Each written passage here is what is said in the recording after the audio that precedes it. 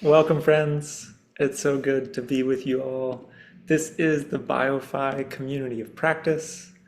And if you haven't been here before, this is just one of the many things we do where we gather normally about once a month to hear from practitioners in the field of bioregional finance.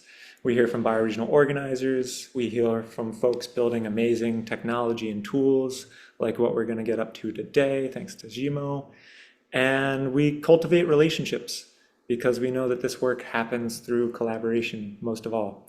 And if you haven't been to our online platform on Hilo, that's an amazing spot where you can connect with almost 700 folks now from around the world. And so I'm pasting in a couple links just to get you situated.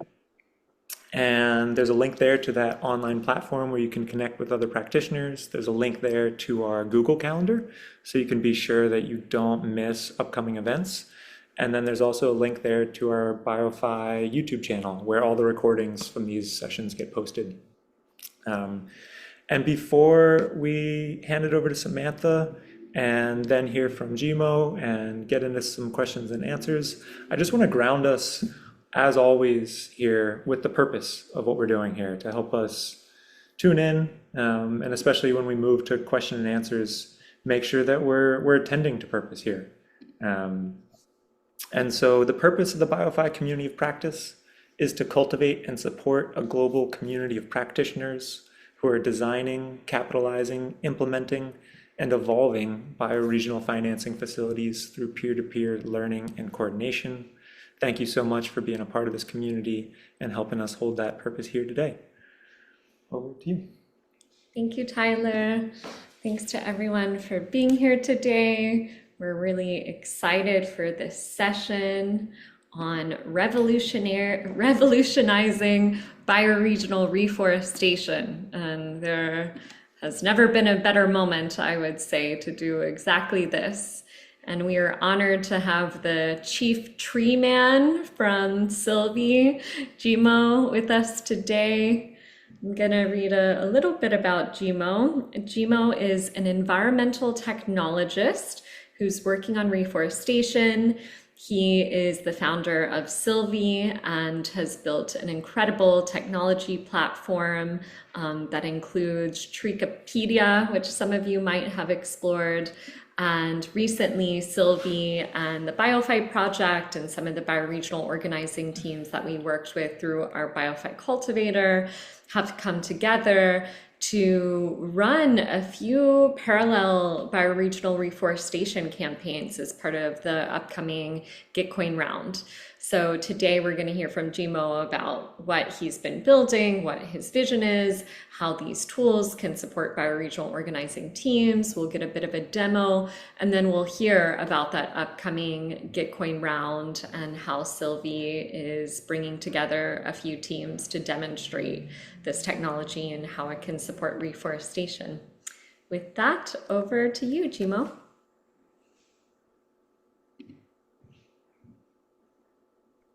Hey, everybody. Hey, the honor is completely mine. I've been following the work here at BioFi for quite some time. And while not directly involved, because I'm not necessarily coordinating bioregional work myself, I am trying to build tools to support that movement. So I'm super excited today to share some of that. Some of you here might already know the work we're doing. But it's really cool to present this to new faces and to new circles. So thanks for having me here today.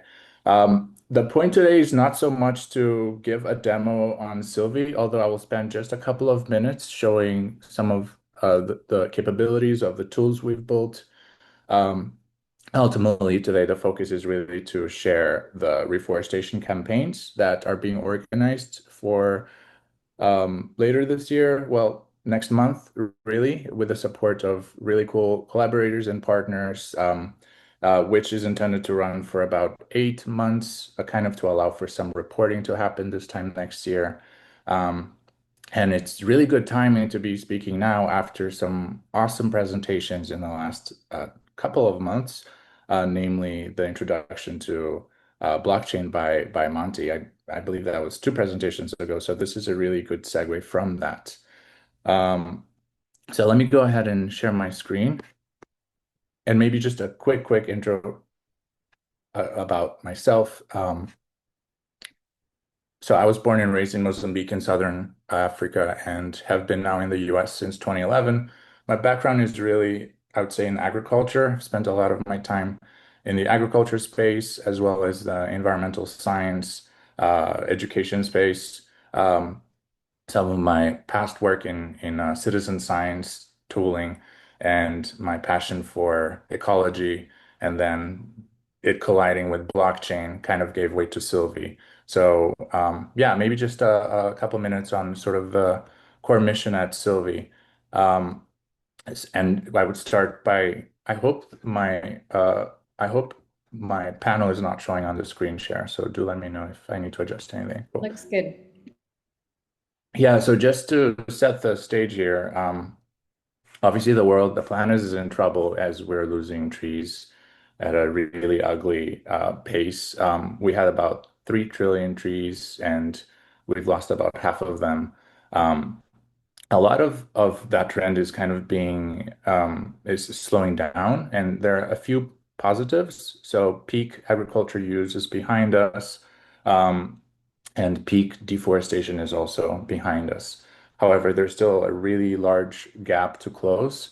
And this gap, or rather this movement, can be summarized in some ways by the trillion tree movement, which, comes with its own challenges and controversies, and even question marks around how actually can we come up with that space for a trillion trees. So I'm not going to spend too much time just unpacking those, but just wanted to mention that, ultimately we need some serious coordination to be able to plant that. And a couple of the missing links here are aggressive funding and just the ability to guide people and projects around the world through this. At risk of talking about carbon, I just want to mention that yes, there might be some carbon credit fatigue in discussions, but in fact, most of the carbon discussions to date have been focused on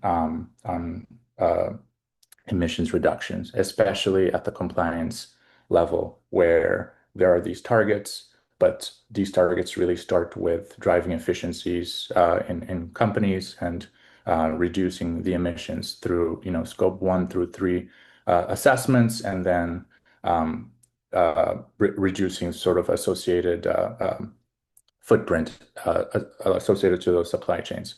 Of course, some companies, some activities like transportation and fuel and energy have some serious residual footprint that needs to be addressed. But I just wanted to mention that by itself, carbon is not enough, of course, but we have yet to see most of the carbon-related offsetting activities. And really, that is ahead of us if we are to meet 2030 through 2050 targets. And that only gets amplified big time by the likes of AI and servers and these real warehouse energy consuming innovations that are taking over. So we'll skip some of this stuff. Wanted to kind of segue from this idea of carbon credits. I promise you that our main focus is biodiversity, and this will kind of make more sense as I go through the rest of the presentation. But we are ultimately inspired by some of the tools and mechanisms that gave way to carbon investments, such as carbon forward financing. And I believe that is an integral part of bioregional financing facilities, or really any sort of the financial rails that can give way to upfront investments into projects and into the realizing of those impacts. We're inspired by that, and we're really looking at trees as an asset class that can be collateralized and that can be even financialized. So while carbon is fungible, carbon in Brazil is basically the same. A ton of carbon in Brazil is very much the same as a carbon ton in Africa or Indonesia. But in nature, of course, there is so much more information packed behind that carbon ton. So we're trying to really marry both of those worlds. A tree forward, in essence, allows an investment into a tree asset to happen, but it does need to prescribe methodologies and needs to see specific milestones being hit. And ultimately, these are some of the foundational tools we're trying to build at Silvi is an accounting system that can broker funding into reforestation work and can track the performance of those assets through various milestones.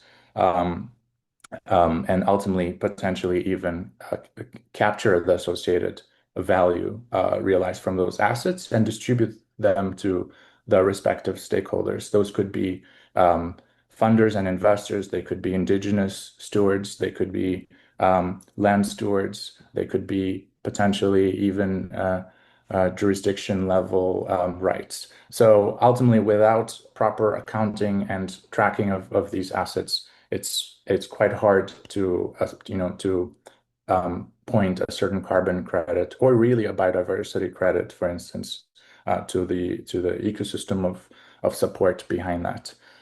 So with that, just maybe wanted to walk you briefly through the app that we built. Maybe just a quick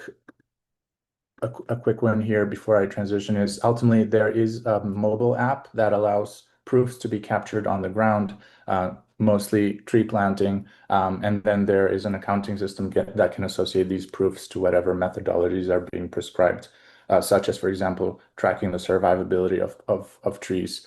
For today's purpose, I'm really keeping this simple. We've actually built some of these capabilities quite some time ago, and we have since introduced many new capabilities in the drone and satellite space. But for the purpose of the campaigns that we're getting ready to launch, we really will not be using much more beyond these tools. So our app can be seen. Let me just refresh the session here. So our app can be seen as well in a web app as a GIS layer. And sorry, I just need to move something around on my side. And we have a few projects around the world, some of which are very organic that we haven't kind of organized. A good example is in Nigeria. There has been such a good example of sort of distributed tree planting efforts, namely by projects that have raised funds themselves and are kind of using Silvi to report to their funders via some of the tools that on Silvi that allow you to track. I always like to use the Sicily example. I don't know if Antonio is here with us today, but Antonio has been a partner since the beginning and leading ReFi Sicily, which in a way is a bioregional effort. So there is sort of Sicily-wide coordination happening, even across the island. And this is one single methodology that is calling for this. But then there is a little bit more of a concentrated project, which is a agroforestry transition. So at a very high level, some of the tools that allow for that tracking are a drone layer that allows for a higher resolution and more up-to-date sort of digital twin layer, and then the individual trees themselves that can also be tracked via coordinates, photos, and even some reported data. So as an example, there are bounties associated to these impact proofs, in this case, a planting proof. And there is a payment behind that bounty. So I actually had to find some of these uh, logs on the back end of Silvi just to kind of share how this is actually happening. So as you can see, this would be an image that comes in with a coordinate tied to a specific methodology here. And in this case, it's calling for a native tree, which olive is in this area. And then there is an approval of that payment. For now, Silvi team is mainly in control of the evaluation process, but we really hope to open this up into also a distributed, decentralized workflow. We're just not there yet, as we're trying to really perfect the rest of the system. Will it ever be perfected? I'm not sure.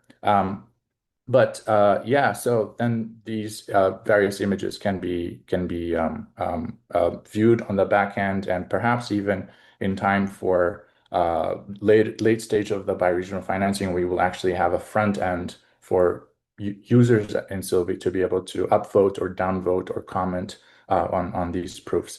But ultimately, we do leverage blockchain as kind of explained in more detail by Monty a few sessions ago. And there is an associated payment for this work. So in this case, there's a $6 payment tied to this. This indicates that it was probably a batch of two claims that were paid in one transaction. But ultimately, all of that can be tracked for transparency purposes.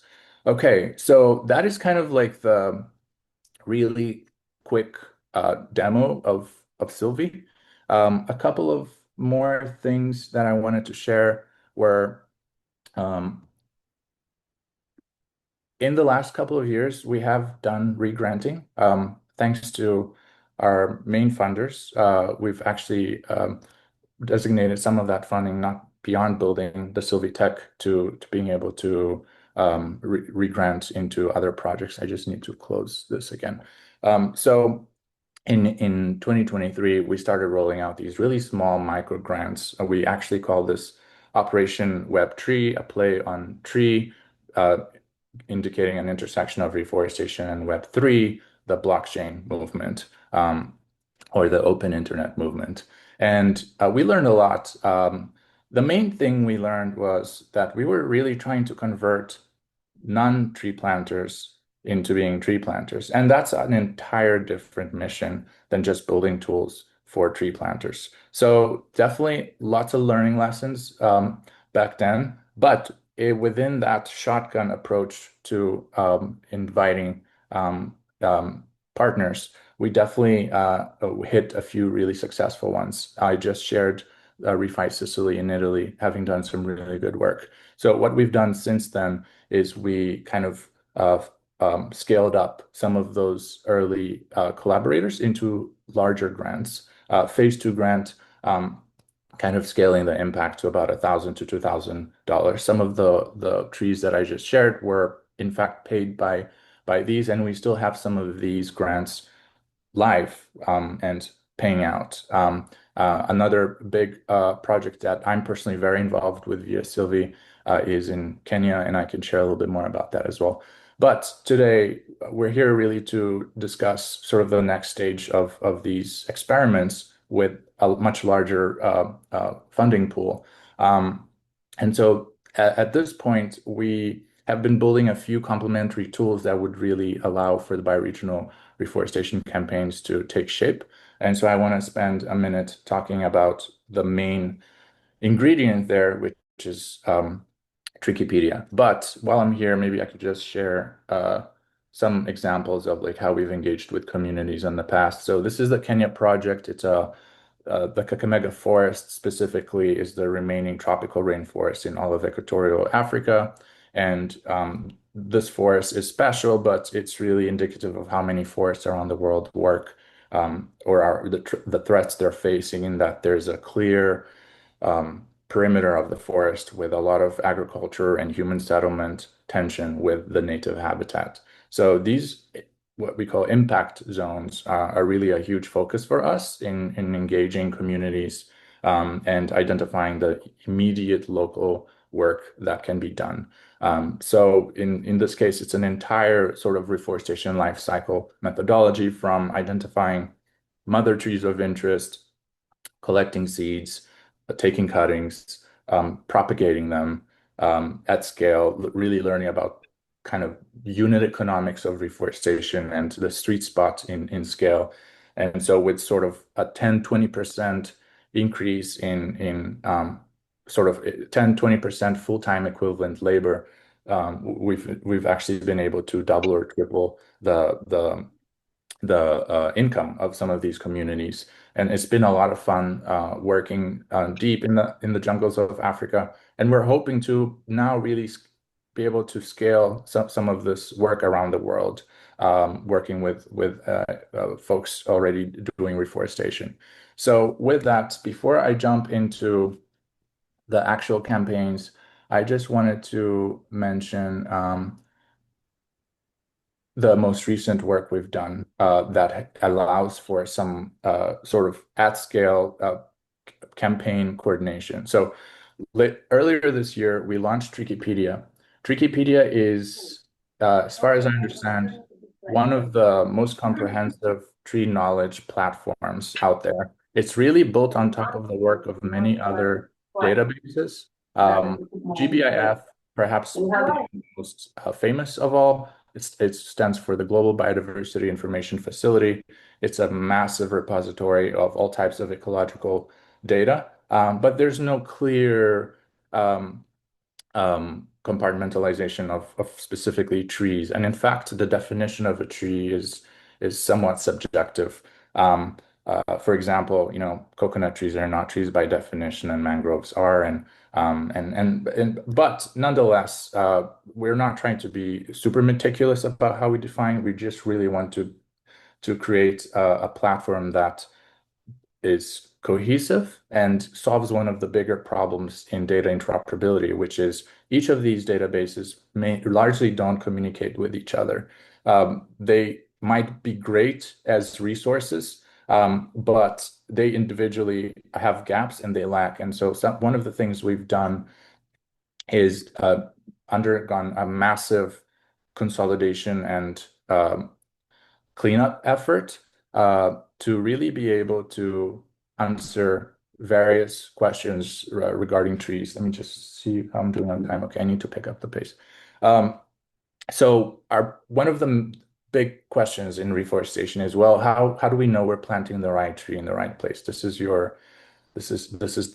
definitely the top question out there, and for good reason, right? We certainly don't want to introduce eucalyptus in a watershed with water problems, or perhaps with fire risks, right? Eucalyptus is potentially a great tree for some things, and it's been introduced around the world, but it is otherwise very lacking in ecological contribution and in helping truly restore habitats. And the same can be said often, for pines.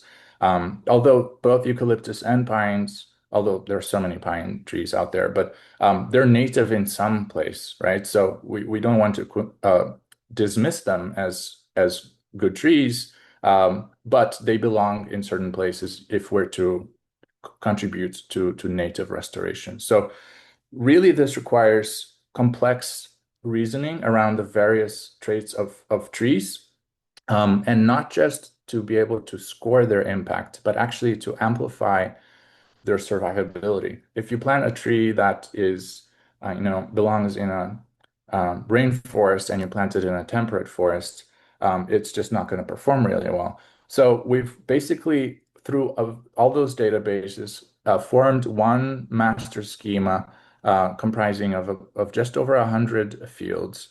And we've undergone all types of analysis on this data against 100 million occurrence data points, also from those same databases. So those databases sometimes have occurrence data, and it allows us to, for instance, create heat maps of distribution for species and understand what type of environmental factors are associated with these species. For example, soil types, climate range, precipitation patterns, temperature limits, like thermal tolerances, and then on top of that, there's just so much knowledge about specific ecological functions and niche ecosystem services, like a certain tree being a host for a certain plant or animal or insect or butterfly, etc. So we're still in early stages. We're in version 8 of this knowledge, but yeah, ultimately you can check out the website, and you can search for different trees and open them and understand sort of the associated stewardship best practices, etc. I don't know if this is working because Sev was working on this through the weekend, but Yeah, it should be working. okay. We have also since then, let me see if this works.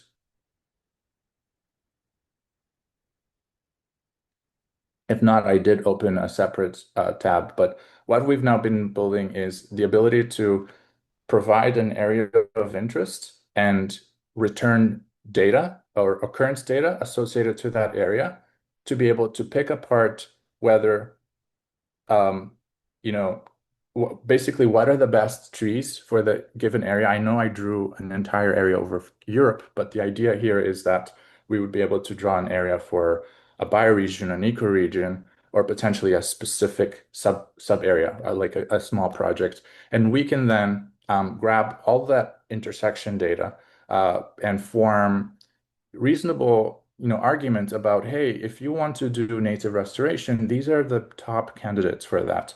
Or perhaps you want to do agroforestry and you want to achieve, let's say, 50% native trees to sort of support the local carry capacity, but then also optimize for cultivars that are most viable in your area. So we can then kind of play around with this data and mix and match it to best sort of achieve survivability, compatibility, biodiversity uplift, corridor support, etc. So I know that was quite the introduction.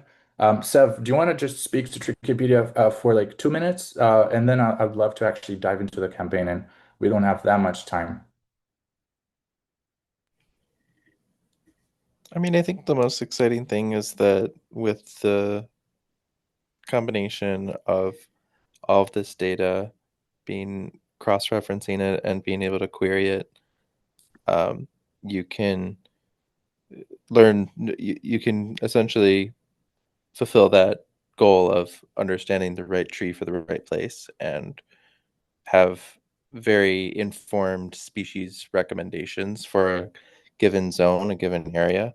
And I think that's just really powerful for reforestation efforts, especially combined with additional sort of AI research and synthesis of other unstructured data, and the idea of kind of preparing guides and um, sort of stewardship best practices for the trees and planting and care methods for those trees for that area. So not only you kind of know what species to plant, but also how to plant them.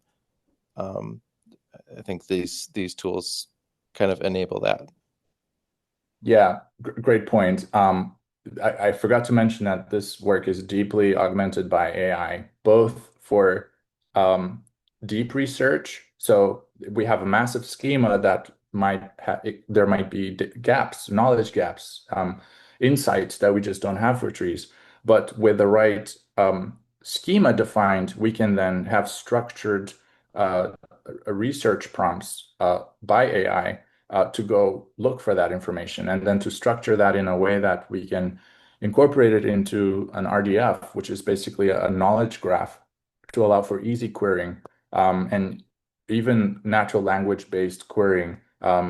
Yeah, and the idea here is that Treekipedia can be if not free, an extremely low-cost consultant to walk through project scoping and planning and design, and then potentially even as the scoring layer for some of these credits to kind of really understand, okay, these are absolutely the highest impact trees for this area, and this project is hitting on 80% of them, for instance. Last thing I would say here is right now we are very interested in some of the latest foundation model work. Happening. So we will definitely have really cool announcements coming up later this year that sorts attempts to look beyond the bias. So those 100 million occurrence data points have a lot of bias in them because a lot of the occurrence data is from commercial trees like timber. And so we're incorporating some really cool techniques to be able to have a higher confidence of being able to say that these are actually native trees based on a combination of similar environmental factors and that data being compared only to native habitats, for example. So more to come on that front. So with that out of the way, expected to kind of arrive here a bit sooner, but apologies. I would like to actually share in more detail what we've scoped out for next month, and this certainly is built on quite a few months of planning. But yeah, we're very excited to share this. So some of what I've presented already will fall into place here, but the main mission here is to build on top of some of the verification tools Silvi has built, along with the innovations from Treekipedia, to be able to scale the mechanisms that send funding to locations. The main difference here is that we're not necessarily funding projects directly. We are funding containers, geographical containers. But before I get ahead of myself, I just wanted to mention that this work would not be possible without the collaboration, partnership, support, funding of so many collaborators. So yeah, the team at Silvi is behind Treekipedia, but ultimately we are trying to build this on top of other really great important work and initiatives. Namely, BioFi has led a really cool cultivator program, and that was really sort of one of the main criteria is we were looking for projects that were very credible and promising, and we also wanted to look beyond a little bit the circles of Web3 and Gitcoin, and kind of maybe focus less on converting non-reforesters into reforestation, but perhaps invite some legacy work into these Web3 tools. I would also like to mention that, at least for now, we are leveraging OneEarth's bioregional boundaries. If you're not familiar with OneEarth, check them out. They have done really cool work in dividing splitting the world into ecoregions and bioregions. I can actually just spend here a few seconds, but basically, if you're not familiar, there are these, hypothetical subjective boundaries that are decently sort of distinguishing between different habitats. And so we are kind of, at least right now, relying on these boundaries to be able to create the logic that I'm about to present. And then, yeah, massive thanks to the likes of the Climate Coordination Network that has distributed so much funding in previous Gitcoin rounds, to OneEarth as well, building really cool stuff. And I'm so excited to see what they also announce in the coming months, to Gitcoin itself, which is essentially creating this matching on matching process. They are distributing some, I believe, $1.2 million in this upcoming round, and there are many rounds. So there's been so much discussion in the Gitcoin forums to kind of plan that out and decide where that funding is going. And then also to Celo Public Goods and some of the underlying core project organizers like Regen Coordination, ReFiDAO, and so many other projects as part of that. So let's talk about the campaign. So the main idea here is that we are offering the stack, the MRV systems, the funding, the Treekipedia knowledge, to be able to ultimately unlock a mechanism that pays for appropriate impact in that given location. We are, as mentioned, approaching some of the BFFs, the Bioregional Financing Facility work that BioFi has led so far, but ultimately through some vetting, and this is still happening, there's still a lot of background meetings happening with some of these groups. We are ensuring that there are really strong projects in each of the ecoregions or bioregions that we are inaugurating, at least for now. And we're really seeing the kind of assessing the impact through the lens of Treekipedia, as mentioned. Yeah, the idea here is that we were shooting for, a decent amount of budget that would actually kind of increase that phase 2 grant from 2,000 by, not quite an order of magnitude, but something a little bit more meaningful, And we thought at least $5,000, but potentially if we can get some, $10,000, $15,000 to some of these ecoregions and their respective projects, that this would be a lot more meaningful, more incentivizing, a bigger scale to really show some impact. Um, and apologies that the underlying background is a bit outdated, but this is an example of some of the bioregions that we're working with. So we are very loosely calling bioregions by their actual, like we really don't care what the name of a bioregion is or the formalities of the ecoregion.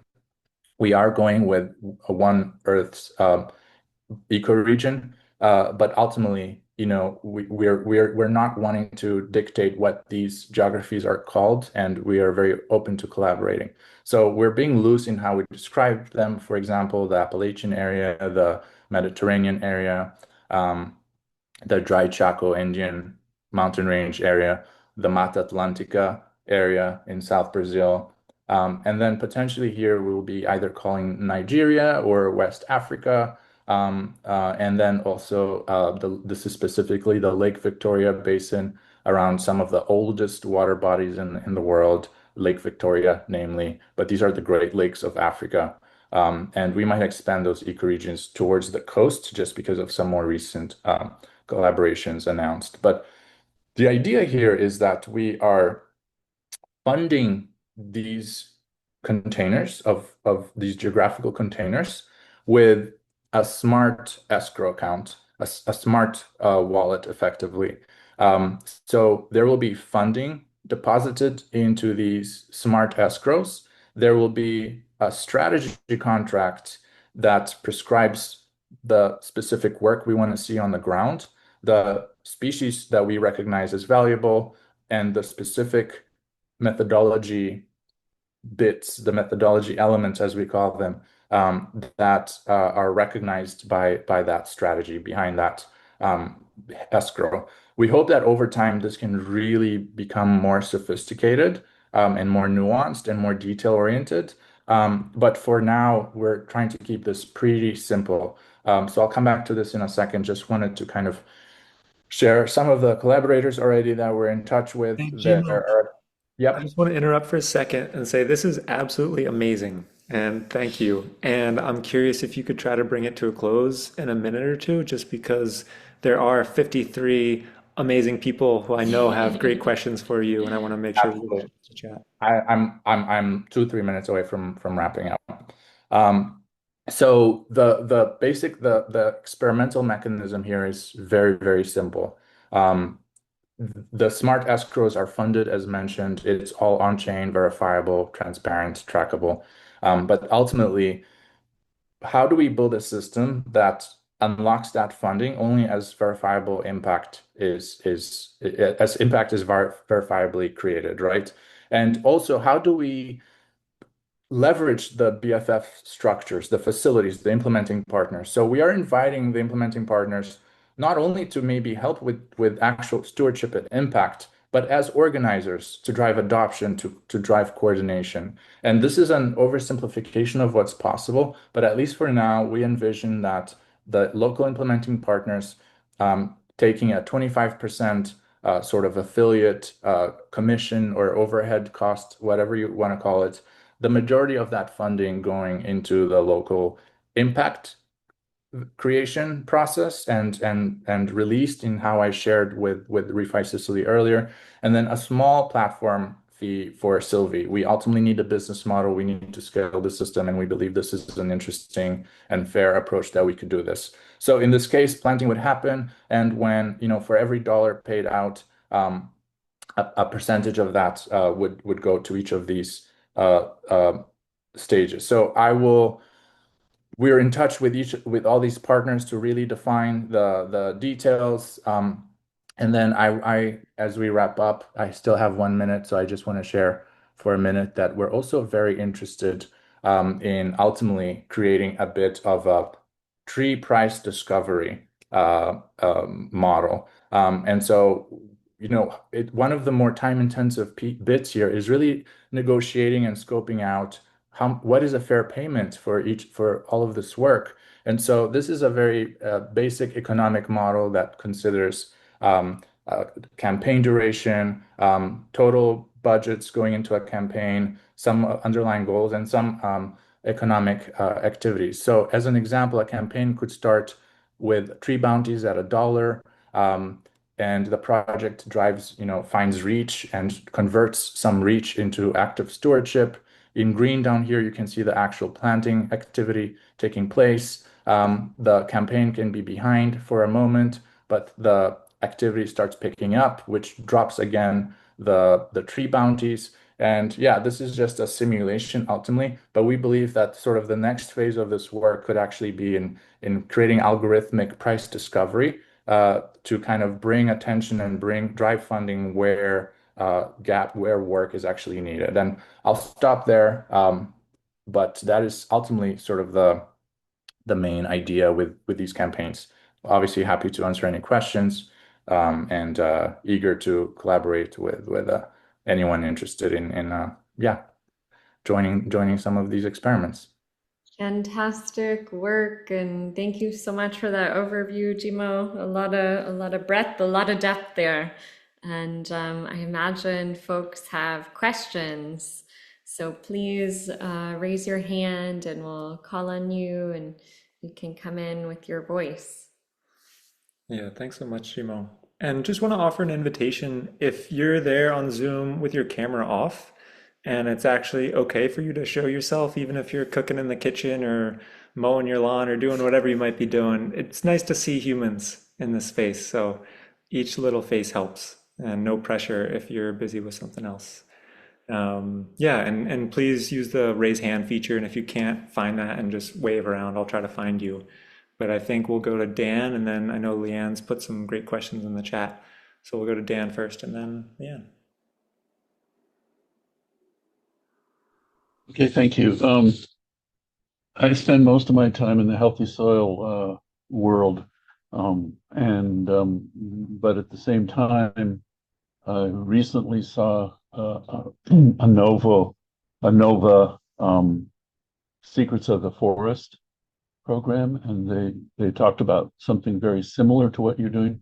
They were doing mainly diversity, carbon sequestration, and they made the claim that you can conserve, draw down, or hold, about twice as much carbon in both the above ground and the roots in diverse forests versus non-diverse forests. I was wondering if you were working with any of those scientists, and I can put a link in there, but I haven't researched all the names of the scientists who are doing that work. Well, we are working with a few scientists. Not sure if we're working directly with any of the scientists you mentioned, but absolutely recognize the what you just mentioned, and there's so much value that is being lost by losing diverse forests. I know in New Zealand, one of our implementing partners is transitioning monocrop forests into indigenous forests and really thinking about what is the value of that diversity. And maybe it takes a little bit longer in some cases, but how can we quantify it and understand it? But it is quite nuanced, right? For depleted soil, before you actually incorporate diversity, maybe you want to enrich the soil, maybe you want to fix nitrogen, and you want to be able to plan a succession of canopies. And for instance, syntropic agroforestry is looking at this deeply. So yes, while a mature, diverse forest is kind of like the goal, I think there are a lot of nuanced steps towards getting there. And specifically, I think Treekipedia is trying to build some of those tools to guide that process.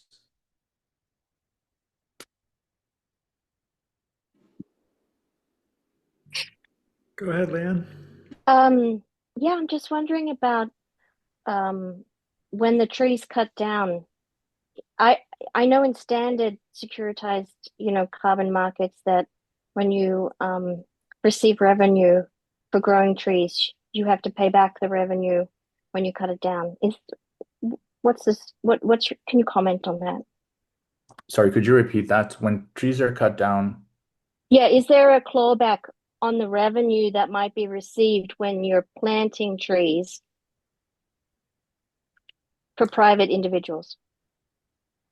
Well, at this point, I certainly private projects could apply and join this work, and in fact, we would like the funding allocation to be very permissionless, whether you're private, public, you know, at least for now. But ultimately, I think the details you're alluding to are just contract clauses. So these already exist in timber operations where there are exit agreements, for instance, if a landowner decides to cut trees before time or the selling the rights of the timber. So I'm not quite sure I understand your project, but our what I would say is that ultimately these agreements and these clauses can be incorporated into the contracts of how money goes in and what value it goes out or what value is distributed. And the commercial value of trees could potentially be incorporated into that as well. Thanks. I have Bruce and then John and then Alejandra. Thank you so much for that. Your presentation, it was very inspiring. Although I'm not directly, your mission is different. I live on an 85-acre land trust, and to the west is in the process of securing a 6,000-acre community forest that would also be county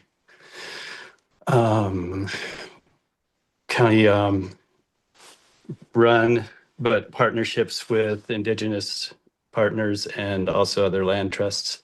And the two founders that have been working on this for about 30 years are from this trust that I live on. But so it's a more of a holistic model of transitioning what's been monocropping forestry practices, where they use glyphosate to reduce the biodiversity, and so it's having a high impact on the water. And so your model was really insightful as to how technology can be used to support a whole systems change, from education and soil regeneration for agriculture, and then those overlays into the forestry practices to protect that biodiversity and also the alternative human relationships to those landscapes. And it's like there's also salmon restoration. It's if you had a bridge technology and it was a keystone type image metaphor, this property is a keystone for the educational sharing and development of that type of vision. So I just really appreciate what you had to share today. Yeah, absolutely. I love all the projects forming around the world. I would say that today's presentation really focused on trying to understand what is the smallest but meaningful activity that can be coordinated at a large bioregional scale. So today we really didn't spend much time on like more sophisticated high-tech MRV solutions, whether it's like actual sampling techniques or incorporating satellite analysis. So yeah, happy to chat in more detail about some of sort of the more refined project-oriented solutions beyond sort of the bioregional scale. Hey, John. Hi there. It's very impressive. You used the phrase container in talking about your new initiative, and I really didn't understand what you meant. Can you just go over that again? Absolutely. Think of it as a subsidy. Imagine we didn't fund a project directly, but we funded a pool. We're funding the campaigns via these first come, first served access to funding mechanisms. And so the container is just says that the funding is not directed at an individual project or a subset of projects. We have done in parallel some We've Okay. conducted some efforts in parallel to make sure that each of these geographies have projects well suited and kind of ready to take advantage of that opportunity. But ultimately, there could be other projects in that geography that can also apply, provide the same type of impact that is recognized and tap into those funds. So one of the things I'm interested in doing is actually having scoped out some of this work, kind of opening up that recipe and those methodologies to other of folks and entities and projects within those containers. For example, we've been in touch with Sinaldo Verde, who graduated from the cultivator program, and they're in the Mata Atlântica area in Rio de Janeiro. But I am so certain that the Mata Atlântica area has so many other projects as well that might be interested in proving that they can plant native trees and kind of be invited into this project as well. Hopefully that kind of distinguishes what the current container here is really trying to achieve. Hi, Alejandra. Hi, Djimo. Thanks for this presentation. I have two questions. One is, how can a project participate in the campaign? Like, let's say that we have a community that is ready to plant, or that at least that we have the capacity to design and execute a project. So what would be the process to participate? And the second is, maybe you mentioned it, but just to make sure, if it's for the moment restricted to the bioregions that you showed in the map. So for example, in the Mediterranean, is it only for the islands of Sicily, Sardinia, and Corsica, or We other are geographies can apply as well? So we met our funding targets, which is really good news. So we are actually in the process of just expanding everything a little bit. So in the Mediterranean area, we might stretch closer to Barcelona, actually, kind of really expand the Mediterranean coast. And I'm not sure exactly where what your work is, but I would be happy to chat. We're potentially going to incorporate something that I didn't discuss today, which is a quadratic funding, meaning the more entities in a geography present that drive attention to these pools, there's a pro and a con there, meaning they would have more people to share the resources, but during the matching process, there are more votes to drive funding there. So it could actually mean that some of the more popular containers, yes, there might be more competition for the funds, but those funds might also be the biggest by far. So happy to share that in more detail with you. If you reach out, I can put my email address and Telegram handle in the chat. Sure, thank you.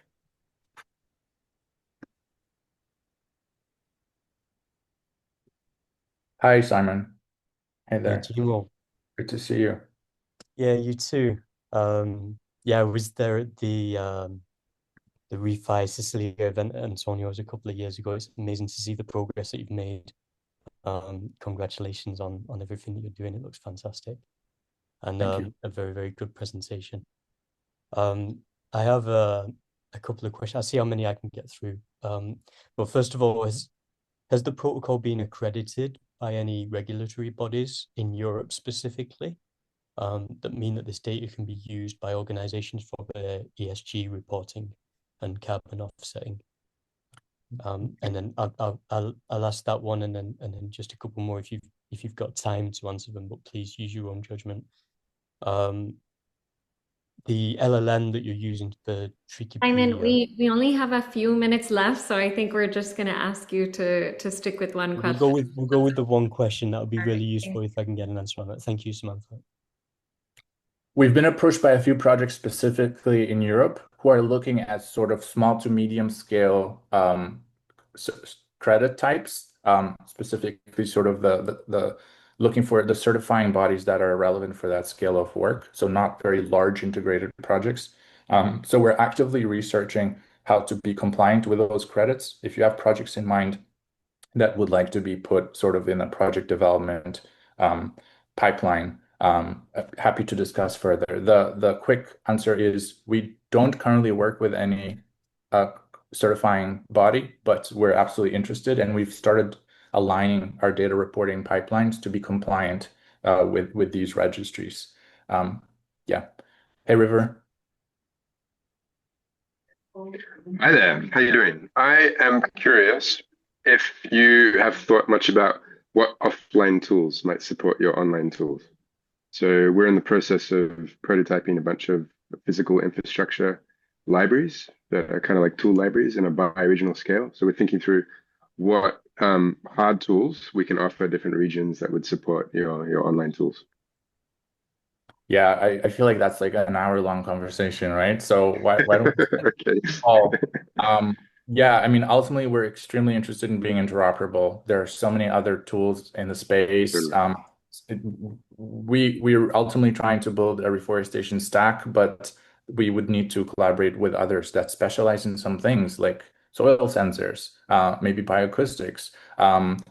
So I'm not sure exactly what tools you're building, but I think it would be great to discuss how at least the data standards can be shared and be interoperable. And there's certainly a lot of discussions happening that are kind of coordinate such a thing. So with that being said, and probably for everyone else, what's the best way to get in touch with you and help support what you guys do? Yes, I shared my contact information in the chat.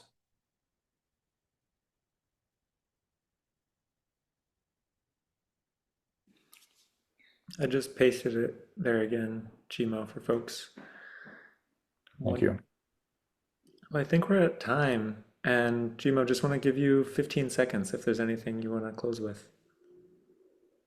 Super grateful for everybody who supported us. We literally would not be here without that support. You know who you are. Very excited to be collaborating specifically with the BioFi group.